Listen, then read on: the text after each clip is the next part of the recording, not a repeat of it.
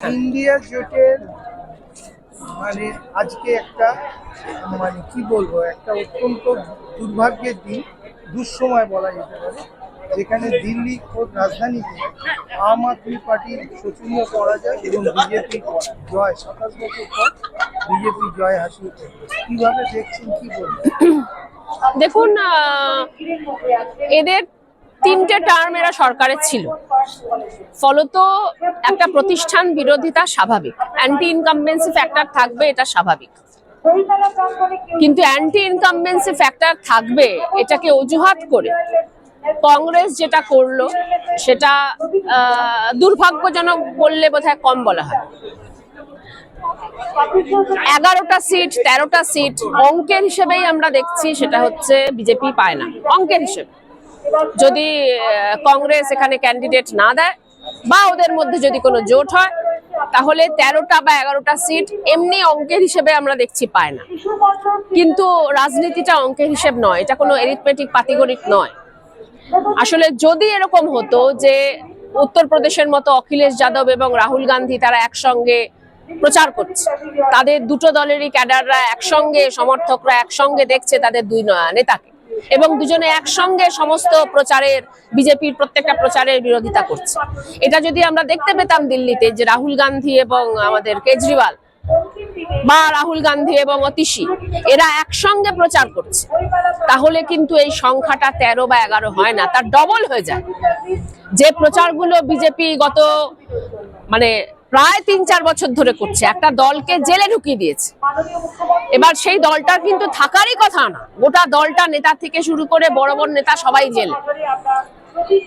1 নম্বর ওরা এই হাতিয়ারটা ব্যবহার করেছে। 2 নম্বর যেটা করেছে, যে বাস্তবত দিল্লি তো আমরা জানি যে আমাদের রাজ্যের মতো কোনো গভর্নর নয়, কোনো রাজ্যপাল নয়, সেটা প্রায় মিলিটারি কায়দায় সেই রাজ্যটা চালানো হয়, লেফটেন্যান্ট গভর্নর।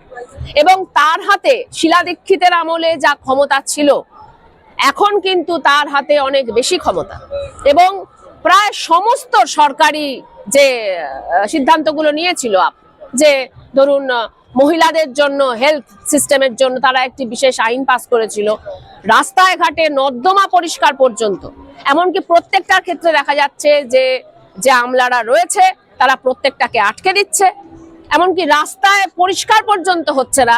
দিল্লি সরকার বা লেফটেন্যান্ট গভর্নর যেটা করেছে সেটা হচ্ছে প্রত্যেকটা সরকারি যে তারা যে কাজগুলো তারা করবে, কর্মসূচিগুলো নেবে, তার উপরে একটা করে কোয়েশ্চেন মার্ক তুলে দিচ্ছে, যে এটা আমরা তদন্ত করে দেখব, এবং প্রত্যেকটাই যাকে বলে ঠান্ডা ঘরে পৌঁছে দিচ্ছে। ফলত তারা কিন্তু 3টে জিনিস ব্যবহার করেছে। এক হচ্ছে গোটা দলটাকে জেলে ঢুকিয়েছে, 2 হচ্ছে কংগ্রেস এবং আপের মধ্যে যে জোট হওয়ার কথা ছিল সেটা ধ্বংস হয়ে গেছে, আমি বলবো বিজেপিরই উস্কানিতে সেটা হয়েছে, এবং 3 নম্বর হচ্ছে দিল্লি গভর্নমেন্টের যে নিজস্ব অ্যাডমিনিস্ট্রেটিভ পাওয়ার পুরোটাই কিন্তু তারা কেড়ে নিয়েছে।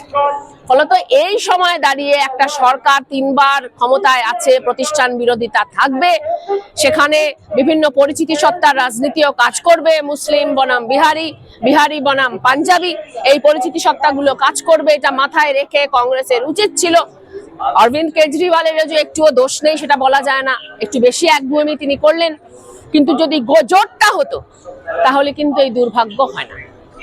2024-এর লোকসভা নির্বাচনে বিজেপি 240টা আসন, একটা ধারণা করা গেছিল বিজেপি পতন শুরু হয়েছে, কিন্তু তারপরে দেখা যাচ্ছে যতগুলো রাজ্যে, বিশেষ করে কংগ্রেসের জায়গাগুলো, মধ্যপ্রদেশ, রাজস্থান, ছত্তিশগড়, হরিয়ানা, সর্বত্র যেখানে যেখানে কংগ্রেস একা লড়তে যাচ্ছে সেখানেই ব্যাপকভাবে পর্যদস্ত হচ্ছে, এবং ইন্ডিয়া জোটে যে একটা ভাবনা মানুষের মধ্যে তৈরি হয়েছিল সেটা ভীষণভাবে ব্যাঘাতপ্রাপ্ত হচ্ছে।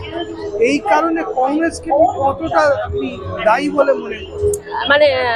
বাস্তবত তো যখন পশ্চিমবঙ্গে ভোটটা হলো, আমরা বলছিলাম যে পশ্চিমবঙ্গের রাজ্য কংগ্রেস দায়ী।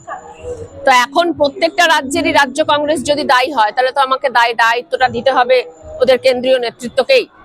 এমনকি কেন্দ্রীয় নেতৃত্বের পক্ষ থেকে এরকম বলা হচ্ছে যে তোমরা আমাদেরকে হরিয়ানায় হারিয়েছো, তোমরা আমাদেরকে উত্তরাখণ্ডে হারিয়েছো, তোমরা আমাদেরকে গোয়ায় হারিয়েছো, অতএব আমরা দিল্লিতে জবাবটা দিলাম, অতএব আমরা আবার পাঞ্জাবে জবাবটা দেব। তার মানে এই যে প্রতিহিংসার কথা ওরা বলছে, আমার ধারণা সেটা হচ্ছে যে লোকসভা ভোটে তারা আবার জোটের কথা বলবে, কংগ্রেস জোটের কথা বলবে, কিন্তু তার আগের গোটা পর্যায়ে যে ক্ষতিটা হয়ে গেল, এই ক্ষতিটাকে কিন্তু এখন গোটা দেশে তামিলনাড়ু, পশ্চিমবঙ্গ এবং অখিলেশ যাদব, এই তিনজনকে কিন্তু ইন্ডিয়া জোটের একটা গুরুত্বপূর্ণ দায়িত্ব নিতে হবে বলে মনে হয়। এই হারটা আম আদমি পার্টির, এই হার, দিল্লির এই পরিণতি ইন্ডিয়া জোট আগামী 2026-এ পশ্চিমবাংলায় কি প্রভাব ফেলবে আপনার কি?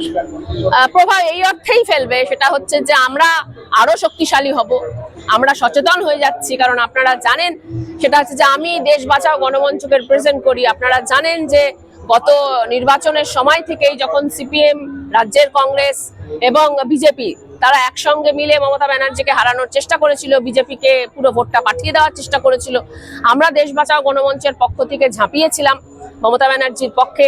আপনারা জানেন যে আরজি করের সময়ও আমরা ঝাঁপিয়েছি। এক কথায় বললে বিজেপিকে হারাবার জন্য যা যা করতে হয় আমরা করেছি, আমাদের কাঠবিড়ালির শক্তি, ক্ষুদ্র শক্তি। কিন্তু পশ্চিমবঙ্গের মানুষ কিন্তু কোনো এই পোলারাইজেশনটা বুঝতে পেরেছে যে বিজেপির দিকেই সিপিআইএম এবং কংগ্রেস ভোটটা ঠেলার চেষ্টা করেছে। ফলত দিল্লির ভোটের পর আমরা এটা বুঝতে পারছি যে আমরা পশ্চিমবঙ্গের মানুষ আরো সচেতন হবে এবং গোটা ভারতবর্ষে যাতে বিজেপিকে হারানো যায়। বিজেপি এখনো দুর্বল, যাই ওরা বলুক না কেন, ওরা এখনো দুর্বল। কংগ্রেস যদি হেল্প না করতো ওরা জিততে পারে না, লেফটেন্যান্ট গভর্নর যদি হেল্প না করতো তাহলে ওরা জিততে পারে না। অতএব গোটা ভারতবর্ষে এই ইন্ডিয়া জোটের নেতৃত্ব যে পরিমাণে তামিলনাড়ু, পশ্চিমবঙ্গ এবং উত্তরপ্রদেশ তারা একসঙ্গে মিলে নেবে, সে পরিমাণে কিন্তু কংগ্রেসকেও বাধ্য হতে হবে আবার এই জোটে ফিরে আসতে। শেষ প্রশ্ন, এই মুহূর্তে নরেন্দ্র মোদীর বিকল্প হিসেবে কাকে ভাবা যেতে পারে? ভারতবর্ষে এনিবডি। গান্ধীকে একবার জিজ্ঞাসা করা হয়েছিল যে ব্রিটিশদের পরিবর্তে কে হতে পারে, তখন গান্ধীজি বলেছিলেন যে ঈশ্বর যাকে দেবে আমরা তাকেই মেনে নেব। এনিবডি, একজন দেশদ্রোহীর বদলে ভারতবর্ষের যে কোনো লোক যে দেশের পক্ষে থাকবে, যে দেশের সম্পদ বিদেশে বিক্রি করে দেবে না, যে কোনো লোক নরেন্দ্র মোদীর থেকে বেটার চালাবে ভারতবর্ষ। কারণ নরেন্দ্র মোদী ভারতবর্ষ চালাচ্ছে না।